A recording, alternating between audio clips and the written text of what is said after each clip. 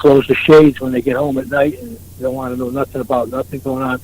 You know, we used to have kids playing in the streets. I got kids on this street here, Rick, that I live on, that they're like in high school now, and I never seen them. Never seen them out there on the, just playing with the, you know, the neighbors. They're so afraid, you know, people are so afraid to let go off and do their thing. We used to ride miles and miles away on our little bikes to different places all over this area back in the day. You know, I'm talking when we were only like 11, 12 years old. Nowadays, you don't see none of that, Rick. No, you don't. You don't see that nowhere. No, you don't. Because you got kids that's afraid to ride their bikes with the thought of somebody might steal my bike, somebody might take my bike from me, that type of thing.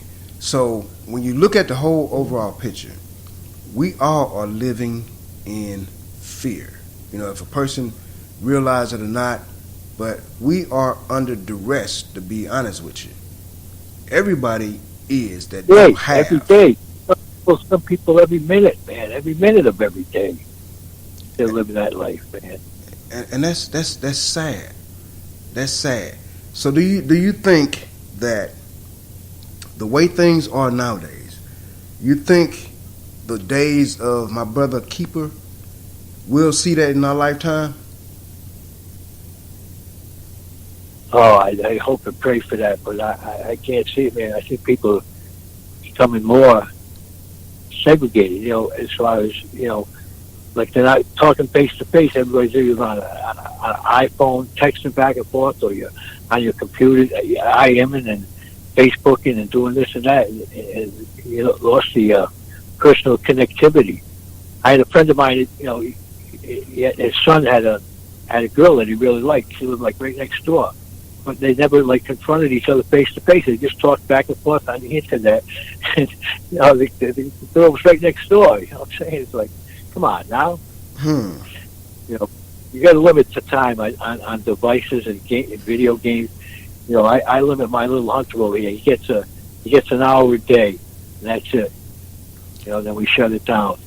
And he didn't like it, but you know, you got to take control. You know, and rather than have them computers in the kids' bedrooms when they're 12 and 13, and they shut the door and you don't know what's going on in the net.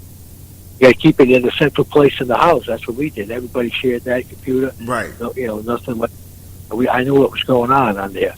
Right. There's a lot of crazy folk out there that, you know, exactly, for anything. Yeah, you got a lot of crazy people that prey on young people, right. Young kids. It's really sad that they hide behind that. Oh, you never know who you're talking to, really. Exactly. I mean, it's sad because you got people that prey on young kids. That where is the protection for people? Where is, man? That, you know, that's a young girl. That's a young boy. Where is the protection for them at? Yeah. It has to get to the point where those people get snatched in broad daylight before attention is drawn to that. That's sad. Well, Rick, I was looking on the computer the other day. I was curious about that, about how many predators, like some people have to register when they move to a new community because of the level of offense they committed previously. And a lot of them sometimes don't register when they move to a new location. But I was looking at, you know, there's a place you can go on the internet where it'll show you all the level, whatever it is, predators in your area, and it's amazing to see the numbers of people that are on them lists that have committed, you know, acts like that against mostly children. Exactly. It blew my mind how many were around my area. And believe it or not, you know, just about in every neighborhood there's a predator. You know, if we give thought to it or not, but just about every neighborhood there's at least one predator in that neighborhood. That's sad. Absolutely. It sure is. It's like blew my mind when I saw it. Blew my mind when I saw the map. It's like, oh my God. Yeah, it's sad, and the numbers is steady growing.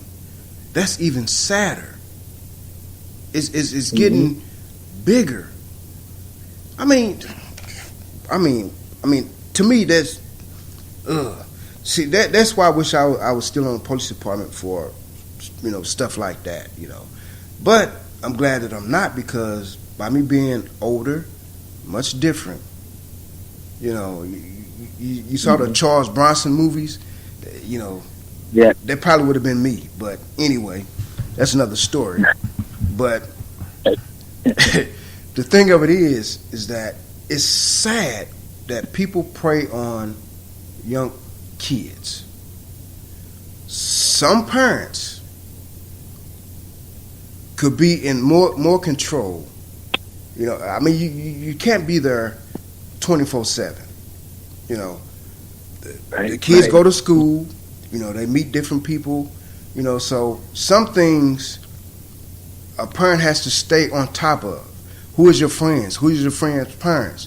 But nowadays, even if you go that route, some of the reciprocating parents is nonchalant. They don't want you dealing in, that type of thing with their child. Or they don't want to know about this, about that. That's sad. The disconnect from parent to parent is really sad. And by us being grown up the way that we have, and our parents instilling structure in us, we want to reach out to them parents. Hey, your son dating my daughter. What type of son is your son? Whatever. You got parents that will not reciprocate that back. Well, my son, he's a good kid, whatever case. You don't have that. That's where a lot of the breakdown comes into.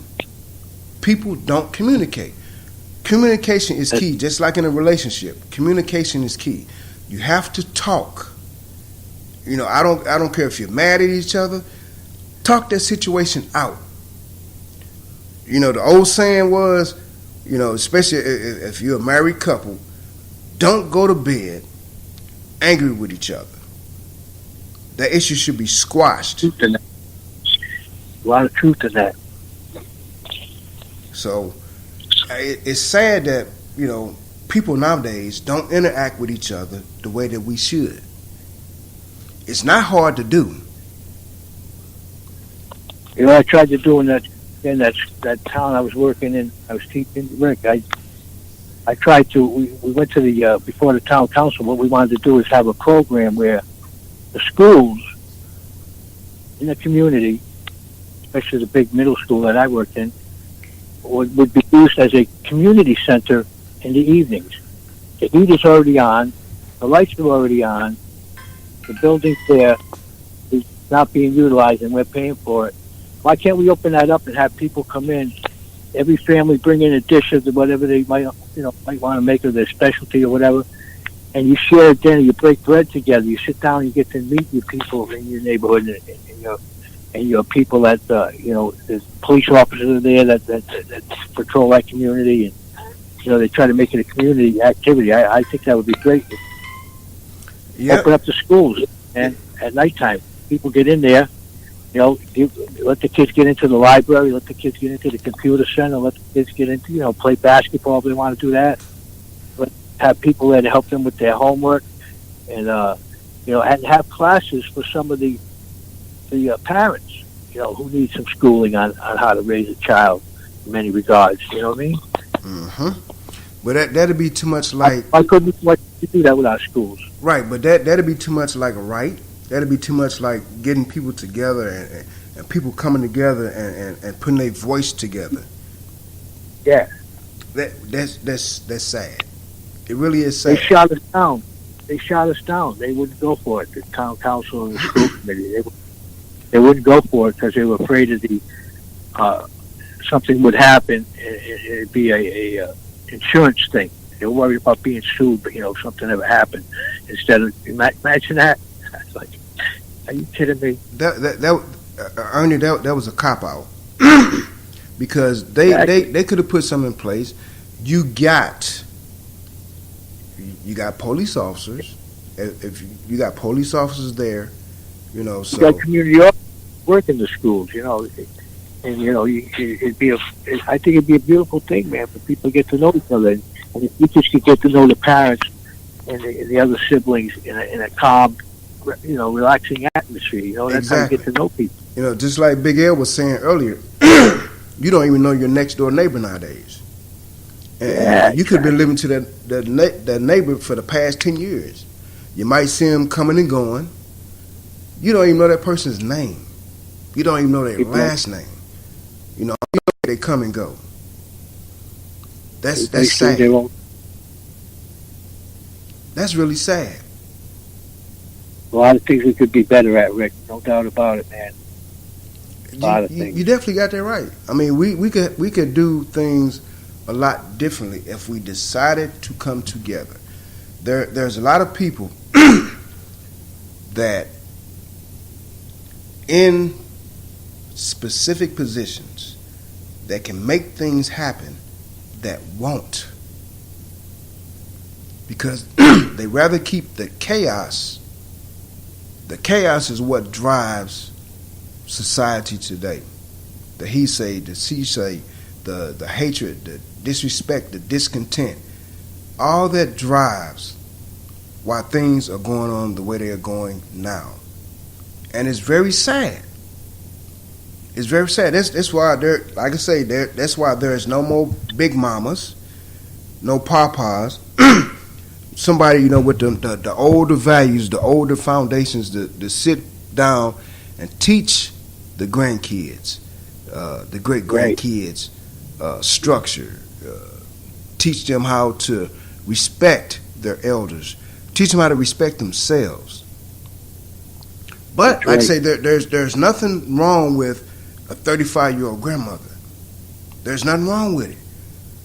But if she hasn't been taught herself from her parents to be respectful, don't sit there and smoke weed with your grandkids and your sons and daughters. What type of respect are you building by being a weed smoker with your grandchild? Mm-hmm. There's no respect. Right. So they looking at, okay, well, I smoke weed with my grandma. My grandma cool. She go to the club with me, and what? Really? Yeah. Yep. So I mean, come on. So what type of respect you think you're gonna get from that grandchild? The only respect you're gonna get, my grandma cool. She smoked weed with me. That's what you're gonna get. But the respect of disciplining that child and giving them foundation. Because the first time you tell that child something, after you have then conceded to the weed smoking, not giving them discipline, the first time you do it, you're going to have an issue. Oh, for real? You're going to have an issue. You can't tell me what to do. You ain't my mama. Mm-hmm. It's crazy. Yep. It's crazy.